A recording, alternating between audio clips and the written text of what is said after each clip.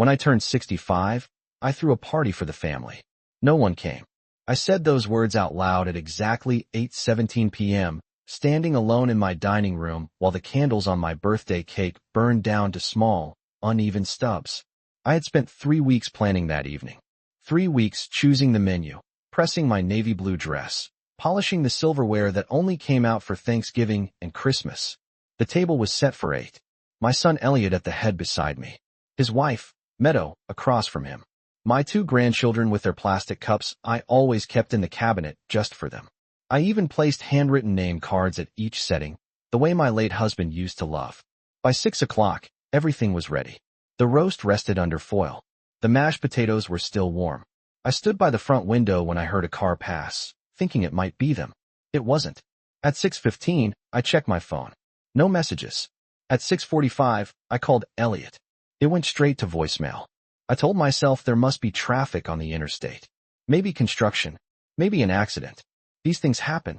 At 7:30, I called again. Still nothing. The house felt too quiet. The kind of quiet that presses against your ears. I walked back to the dining room and adjusted the flowers for the 3rd time, even though they were already perfect. At 8 o'clock, I knew. They weren't coming. I sat down in my chair and looked at the empty seats around me. 65 years old. A mother. A grandmother. A widow. And somehow, invisible. I don't cry easily. Not anymore. Grief had already done its work on me when my husband passed 3 years ago. That kind of loss teaches you how to sit still with pain. So I didn't cry. I simply reached for my phone one more time. And that's when I saw it. Meadow's social media post, uploaded just 42 minutes earlier. A photo of Elliot and the children standing on the deck of a cruise ship, ocean stretching bright and endless behind them. Meadow in a white sundress, smiling like she had just won something. The caption read, "Family getaway. So grateful for this beautiful life." I stared at the timestamp. Posted today. My birthday. I scrolled. More photos. My sister Ruth holding a cocktail. My brother-in-law Carl leaning against the railing. Even my niece was there. Everyone.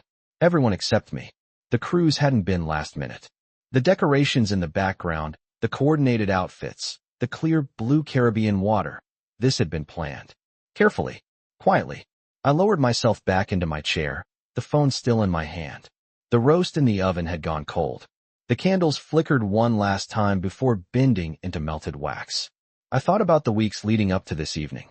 The reminders I had sent. The way Meadow responded with a heart emoji. The way Elliot said, "We'll be there, Mom."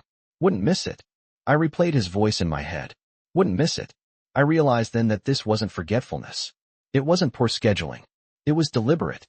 I stood slowly and walked to the kitchen. I turned off the oven. I covered the cake in plastic wrap.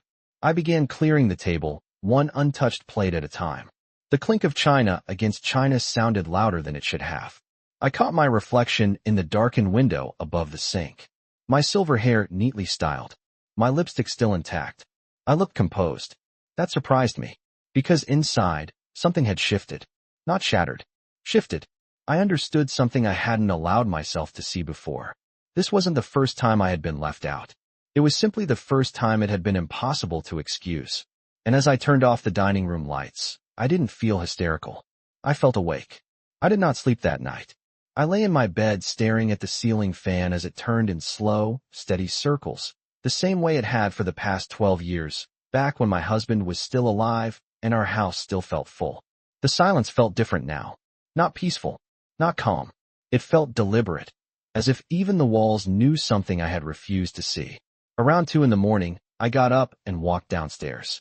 The leftover food sat in the refrigerator, neatly packed in glass containers. I had always believed in being prepared, in making enough, in making sure no one ever left my table hungry. I poured myself a glass of water and stood at the kitchen sink, looking out into the dark backyard. The porch light cast a soft glow over the patio furniture Elliot had assembled for me last summer. Meadow had chosen it. She said it was more modern, less old-fashioned. I remembered how she laughed when she said that. Not cruelly, just lightly, as if the word old was harmless. I began replaying the last few years in my mind. The birthday party for my grandson that was suddenly moved to a different time. The Christmas dinner that was suddenly made smaller. The school recital where my seat had been accidentally double-booked. Each time there had been an explanation. A polite apology. A soft smile from Meadow. And each time I had accepted it. Because that is what mothers do. We smooth over.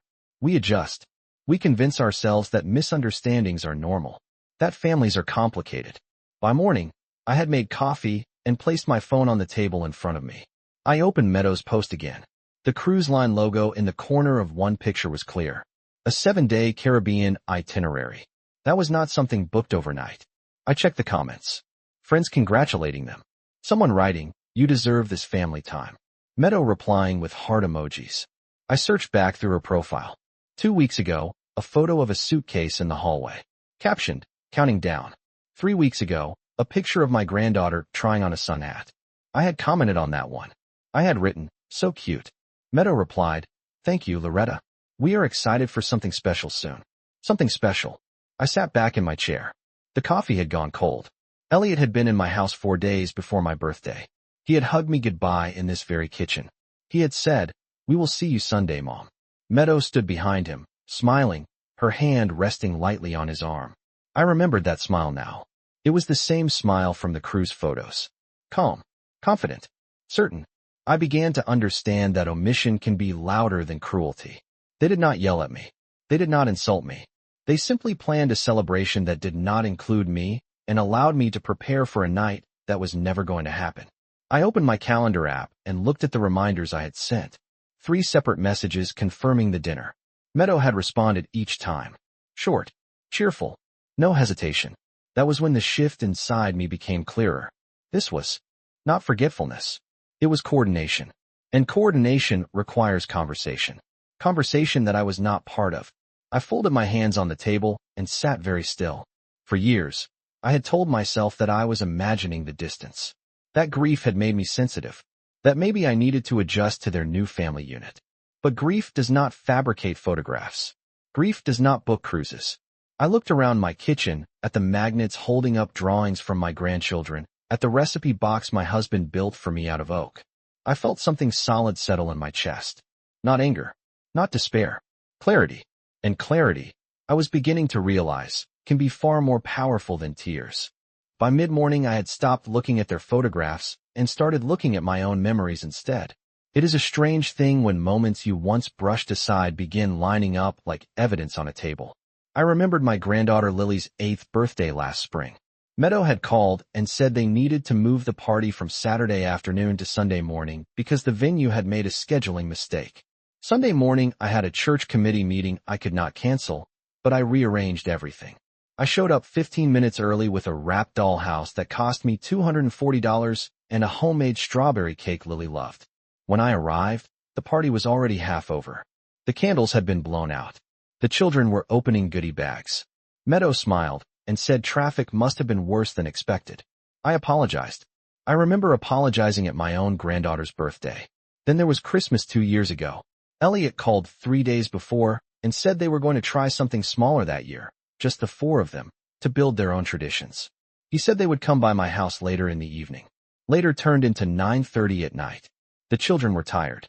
They stayed 15 minutes. Meadow stood in my living room, glancing at her watch, saying how important it was for young families to set boundaries. I nodded as if that made perfect sense. I even packed them leftovers for the drive home. I thought about the spring recital at Lily's elementary school. Meadow had texted that tickets were limited, and she had already promised one to her sister. I understood. I always understood. I watched a recording of the recital on my tablet instead, sitting alone on this same couch. Each time, the exclusion was wrapped in politeness. There were never harsh words, never raised voices, just adjustments, always adjustments. And every adjustment seemed to require me to step back a little further. I began to see how subtle the pattern was. Meadow never directly told Elliot to distance himself from me, at least not in front of me. Instead, she positioned everything as healthy independence, new traditions, private time, modern boundaries, words that sound reasonable when spoken softly. I remembered a dinner at their house last summer when Meadow laughed and said, "We are trying not to rely too much on extended family. It is important for children to learn self-sufficiency." She said it while passing me a bowl of salad. I smiled and agreed. I have always believed in raising strong children. I just never realized that one day I would be categorized as extended. Not mother. Not grandmother. Extended. The cruise was simply louder than the rest. It was not a small scheduling change or a short visit. It was a full week in the Caribbean planned carefully enough that even my own siblings were included. That detail stayed with me. My sister Ruth had not mentioned it. Not once during our weekly phone calls. Which meant she had been asked not to. I folded my hands again on the kitchen table and let that settle. This was coordination. This was consensus. And somehow I had been the only one left out of the conversation. The realization did not make me feel hysterical. It made me feel observant.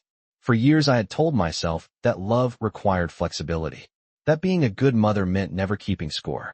But now I could see that flexibility, when only one person bends, eventually turns into erasure. I stood and walked into the hallway where family photographs lined the wall. Elliot at 5 years old holding a baseball glove nearly as big as his head. Elliot at 18 in his graduation gown. Elliot on his wedding day, Meadow's hand resting confidently on his arm. I traced the frame lightly with my finger. I had spent decades building this family. And somewhere along the way, I had become optional. Once I allowed myself to see the pattern, I began noticing the small details I had overlooked before. Meadow rarely confronted me directly. She did not need to. She understood something I had not admitted to myself yet. Elliot wanted peace. He always had. Even as a boy, he would hand his toys over if another child insisted loudly enough. He believed that avoiding tension was the same as solving it. Meadow knew that. She never demanded anything in front of me. Instead, she framed every change as a practical decision. When they moved to a newer neighborhood 30 miles away, she said it was closer to Elliot's office. When they switched pediatricians, she said it was about convenience. When Sunday dinners slowly disappeared, she said weekends were for nuclear family time. Nuclear. I noticed how often she used that word. One evening last year, I invited them over for dinner. Meadow replied that they were trying to cut back on red meat and heavy meals. I adjusted the menu. I made grilled chicken, roasted vegetables, and a quinoa salad I found in a magazine. They arrived 40 minutes late. Meadow apologized and said the children had swim lessons that ran over. During dinner, she spoke for Elliot more than he spoke for himself. If I asked him about work, she answered first. If I asked about the children's school projects, she explained their schedule before he could respond. It was subtle, almost seamless. Elliot would nod along, adding small comments here and there, but the direction of every conversation tilted gently toward her. I remember once mentioning that I was thinking of downsizing the house. It is more space than I need now. Meadow's eyes sharpened for a fraction of a second before she smiled. She asked if I had spoken to a realtor yet. She asked what I planned to do with the proceeds. She said managing a large property alone at my age must be exhausting. At my age. The phrase was not cruel.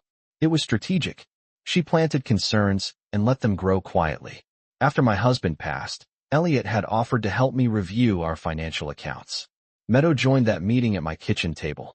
She brought a legal pad and wrote notes while I spoke.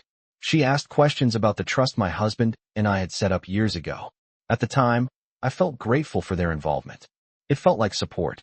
Now I wondered whether it was reconnaissance. The cruise made something clear. Exclusion was not accidental. It was controlled. If Meadow wanted someone included, they were included. If she did not, they were not.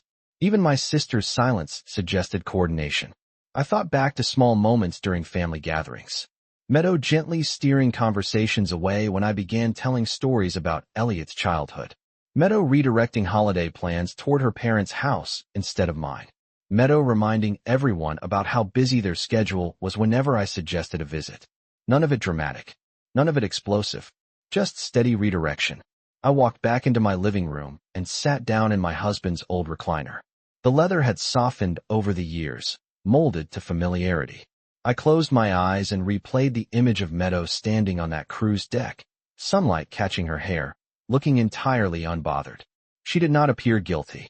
She appeared confident. That confidence told me something important. She did not believe there would be consequences. She believed I would continue doing what I have always done. Adjust. Accommodate. Accept. But something inside me had shifted beyond adjustment. I was no longer trying to understand why I had been left out. I was beginning to consider what I was willing to tolerate next. Clarity has a quiet sound to it. It sounds like a drawer opening smoothly.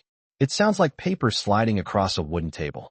That afternoon, I walked into the small study at the back of my house and unlocked the bottom filing cabinet. I had not opened it in months. Inside were neatly labeled folders my husband and I organized years ago. Insurance, property taxes, retirement accounts, the trust documents we signed the summer Elliot turned 30. I pulled out the thick manila folder marked estate plan and carried it to the desk. I sat down slowly, as if the air itself had weight. When my husband was diagnosed, we spent hours with our attorney making sure everything was structured responsibly. We wanted stability for our family. We wanted fairness. We wanted peace. Elliot was named successor trustee, but only under specific conditions. The house remained in my name. The investment accounts required my signature while I was alive and mentally competent. At the time, that language felt technical. Now it felt protective. I flipped through the pages carefully, reading each paragraph without rushing. There were provisions I had not thought about in years. Clauses about distribution timelines. Conditions about primary residence status. Requirements that certain assets could not be liquidated without my written consent. I remembered Meadows sitting at this very table after the funeral, asking detailed questions about how long probate would take, even though there was nothing to probate. The trust had already handled that. She had asked about beneficiary designations. She had asked what would happen if I ever decided to move into assisted living. I had answered calmly, assuming curiosity. Now I wondered if it had been calculation. I reached for my phone and scrolled to the contact of our attorney, Daniel Whitmore. He had been with our family for more than 2 decades. I hesitated for only a second before pressing call. His assistant answered and scheduled me for an appointment the following Tuesday at 10 in the morning. I did not explain everything over the phone. I simply said I needed to review my documents.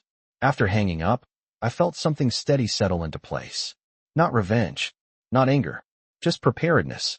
If exclusion was coordinated, then I would respond with coordination of my own. I opened another folder labeled property and reread the deed to my home. The address printed clearly at the top. 32 years of mortgage payments. Countless Saturdays repainting trim. Gardens planted and replanted. This house was not a casual asset. It was a life. Meadow had once suggested that maintaining it alone might be overwhelming. She had mentioned that perhaps selling and moving closer to them would simplify things. At the time, I considered it. Now I understood that proximity without respect is not comfort. It is control. I closed the folders neatly and returned them to the cabinet. Then I did something I had not done in a long while. I opened a blank notebook and began writing down dates. The birthday dinner, the cruise photographs, the move parties, the shortened visits. I listed them in order, calmly, without commentary. Patterns are harder to deny when they are written in ink. As I capped my pen, I realized something Meadow had not accounted for. I might be 65 years old, but I am not fragile. I balanced checkbooks before online banking existed. I navigated grief without collapsing. I learned to adapt to every new system life handed me. And I am perfectly capable of adjusting one more time. The difference now is that this adjustment would not involve me shrinking. It would involve me preparing. The appointment with Daniel Whitmore was set for Tuesday, which gave me 4 full days before Elliot and Meadow returned from their cruise. 4 days of quiet. 4 days to think without interruption. On Sunday afternoon, my phone finally lit up with a message from Elliot. We just got back into town. The trip was wonderful. We will call you tonight. I read the words twice. No mention of my birthday. No acknowledgement of the empty table or the unanswered calls. Just wonderful. I placed the phone face down on the counter and continued wiping the already clean kitchen island. At 7 that evening, he called. His voice sounded relaxed, almost cheerful. He told me about the ocean, about how the children loved the pool, about the buffet that was open 24 hours a day. I listened without interrupting. When he paused, he finally said, I heard you had something planned Sunday. Meadow said we might have mixed up the dates. I let the silence stretch just long enough to be noticeable. I told him the dinner was on his calendar for 3 weeks. I told him I had confirmed twice. He exhaled and said it must have been a misunderstanding. Meadow came onto the line briefly and apologized in a light tone. She said the cruise had been booked months ago and the dates slipped her mind. Slipped. That word again. As if entire itineraries and coordinated family gatherings simply drift through the air without intention.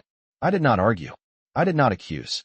I said I hoped they enjoyed their trip and that I was glad the children had fun. Then I ended the call. The next morning, I drove to the bank. It was a small branch 5 miles from my house. the same one my husband and I had used for years. I asked to review my account permissions. The representative printed out the current authorized contacts. Elliot was listed as an emergency contact, but not as a co-signer. That was good. I made no changes. I simply verified. On Tuesday, I arrived at Daniel Whitmore's office 10 minutes early. The building was modest, brick with tall windows, familiar. He greeted me with the same steady handshake he had always offered. We sat across from each other at a polished conference table. I explained that I wanted to review my trust and clarify distribution timelines. I did not mention the cruise. I did not need to. He walked me through each section carefully. He confirmed that no assets could be transferred or sold without my written approval while I was alive and competent. He reminded me that I retained full control. That phrase lingered in my mind. Full control. I asked what would happen if I decided to amend certain provisions. He said that was entirely within my rights. He explained the process calmly, professionally. There was no urgency in his tone, only information. When I left his office, I did not feel angry. I felt equipped. That evening, Meadow texted a photo of the children holding small souvenirs. She wrote, "We missed you." I stared at the message for a long moment. Missed me? I considered replying immediately. Instead, I set the phone down and stepped out onto my back patio. The air was cool. The patio set she had chosen sat neatly arranged under the porch light. I pulled out a chair and sat down. The night was quiet except for the distant hum of traffic on the highway. I realized something simple and steady. They believed I would accept their version of events because I always had. They believed politeness would smooth over exclusion. But politeness without accountability is just another form of dismissal. I folded my hands in my lap and looked up at the dark sky. I was not planning an argument. I was planning a boundary. And boundaries, once placed carefully, do not require raised voices to hold. 2 days later, Meadow asked if they could stop by and bring the children over to show me pictures from the trip. Her message was cheerful, almost breezy, as if nothing unusual had happened. I replied that Sunday afternoon would work. I did not add an exclamation point. I did not add a heart emoji. On Sunday, I woke early and moved through the house slowly. I did not cook a large meal. I did not bake a cake. I brewed coffee and set out a small plate of store-bought cookies. The table that had once been set for 8 now held only 4 simple placemats. At exactly 2:15 in the afternoon, their SUV pulled into my driveway. I watched from the front window as Elliot stepped out first, stretching his back like he always does after a long drive. Meadow followed, adjusting her sunglasses, her posture straight and composed. The children ran ahead toward the door, laughing. I opened it before they could knock. Lily wrapped her arms around my waist. My grandson handed me a small plastic keychain shaped like a palm tree. "For you, Grandma," he said proudly. I thanked him and kissed the top of his head. Meadow walked in behind them, carrying her phone. She said they had so many photos to show me. Elliot gave me a quick hug, his pat on my shoulder light and familiar. We all sat down in the living room. Meadow began scrolling through her screen, narrating each image. The pool, the sunset dinner, the deck at sunrise. Her voice was smooth, almost rehearsed. I listened carefully, not to the details of the trip, but to the tone beneath them. There was no discomfort in her expression, no hesitation, only confidence that this gathering would proceed as usual. After 10 minutes, Elliot cleared his throat and said he felt terrible about the mix-up last week. He said they would make it up to me. Meadow nodded in agreement and said schedules can be overwhelming. I folded my hands in my lap and let them finish. Then I said something simple. I told them I had met with our family attorney to review my estate documents. Elliot blinked, surprised.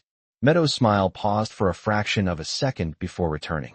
I explained that turning 65 made me realize how important it is to have everything clearly structured. I said I wanted to ensure my wishes were respected without confusion. The room grew noticeably quieter. Elliot asked if something was wrong. I said nothing was wrong. I said I simply believe in clarity. Meadow leaned forward slightly and asked whether I was thinking of selling the house. Her question came quickly, too quickly.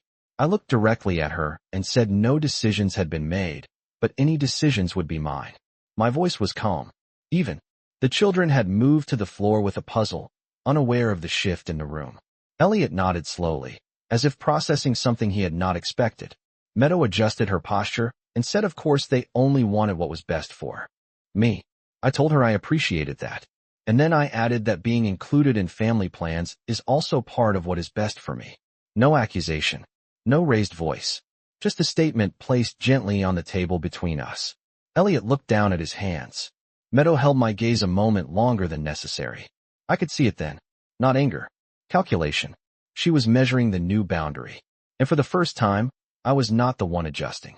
After they left that afternoon, I did not feel shaken. I felt confirmed. Meadow had recovered quickly in the living room, but I saw the calculation behind her eyes when I mentioned the attorney. She had not expected that. She had expected apology, maybe quiet hurt, maybe another adjustment. Instead, she encountered structure. Over the next week, small shifts began appearing. Elliot called twice, something he had not done in months without Meadow initiating it. He asked if I needed help with anything around the house. He asked whether I had thought more about selling. The question surfaced gently, as if casual, but it surfaced again. I answered each time with the same steady tone. I told him I was reviewing my options and that I was in no rush. On Thursday evening, Meadow sent me a link to a new housing development 20 minutes from their neighborhood. The homes were described as low maintenance, single level, ideal for active adults. The photos showed white kitchens and narrow backyards. I studied the listing carefully. The price range was high, higher than what my house would reasonably sell for without dipping into savings. I replied with a simple thank you and no further comment. That night, I opened my notebook again and added another entry. Suggested relocation near them. I was not building a case to attack. I was building clarity for myself. The following Sunday, I invited Elliot over alone. I said I needed help moving a heavy box in the garage. When he arrived, I did not take him to the garage immediately. Instead, I brought him into the study and placed the trust documents on the desk between us. I told him I wanted him to understand exactly how everything was structured so there would never be confusion later. He looked uncomfortable at first, as if discussing finances with a parent crossed some invisible line. I explained, calmly, that transparency prevents misunderstanding. I showed him the clause that required my written consent for any property sale. I showed him the provision stating that distribution would occur only after my passing and according to specific percentages. I told him I had no intention of changing anything impulsively. I simply wanted him to know that nothing about my future was undecided or fragile. As I spoke, I watched his shoulders shift. He asked if Meadow needed to be present for this conversation. I said no. This was between mother and son. The air in the room felt still, but not hostile. Just clear. I told him something else then. I said I had always supported his independence, but independence does not mean exclusion. I said I expected honesty about family plans, even if those plans did not include me. He nodded slowly, eyes lowered. He said he did not realize how it looked. I believed him in part. Elliot often avoids seeing what is uncomfortable, but avoidance does not erase impact. Before he left, I asked him one simple question. I asked who chose the cruise dates. He hesitated just long enough to answer without words. He said Meadow found a great deal months ago and thought it would be fun for everyone. Everyone. The word settled between us. I did not correct him. I did not need to. He understood the implication.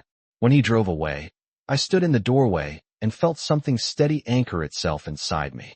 I was no longer reacting. I was setting terms quietly, deliberately, and I could sense that Meadow was beginning to realize the landscape had changed. The week after my conversation with Elliot, something subtle shifted in the rhythm of our family. Meadow did not text as often. When she did, her messages were measured. Polite. Careful. Elliot called twice without her prompting, and this time he did not ask about selling the house. He asked about me, about how I was feeling, about what I had been doing with my time. The questions were simple, but they felt different. I answered honestly. I told him I had joined a book club at the community center. I told him I was considering taking a short trip in the fall, maybe to Vermont to see the leaves change. I spoke about my plans as if they were firm, independent of anyone else's schedule, because they were. A few days later, Meadow suggested we all have dinner together at their house. She said they wanted to make up for the confusion last month. I agreed. When I arrived, I noticed small adjustments. My seat at the table was not at the corner. It was placed evenly among the others. The children had drawn me a welcome home sign, even though I had never left town. Meadow's smile was still composed, but there was something new behind it. Awareness. During dinner, she spoke less over Elliot. When I asked him about work, he answered fully before she added anything. It was not dramatic. It was incremental. But I noticed. Halfway through the meal, Meadow mentioned that her parents were thinking about downsizing as well. She said it is important for older adults to feel secure and respected in their choices. The word respected lingered in the air. I looked at her and nodded. I said respect goes both ways. No accusation. No emphasis. Just fact. Elliot cleared his throat and changed the subject to Lily's school project.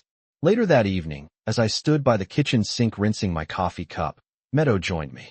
She said she hoped I knew they never meant to hurt me. I dried my hands slowly before answering. I told her intention does not erase impact. I told her inclusion is not a favor. It is a courtesy within a family. She held my gaze for a moment and then nodded. There was no argument. No denial.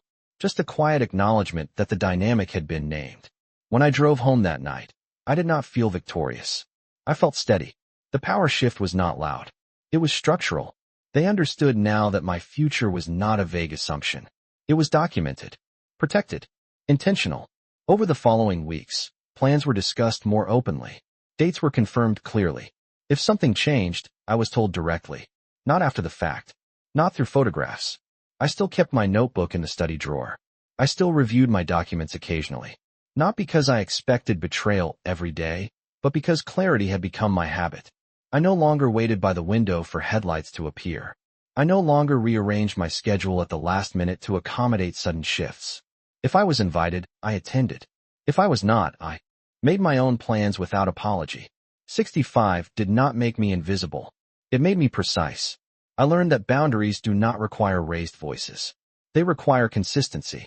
And consistency, once established, changes the room before you even walk into it. I did not need to threaten. I did not need to withdraw love. I simply stopped shrinking to fit a space that was growing smaller around me. And in that stillness, something unexpected happened. They adjusted. Not because I demanded it, but because I no longer allowed anything less.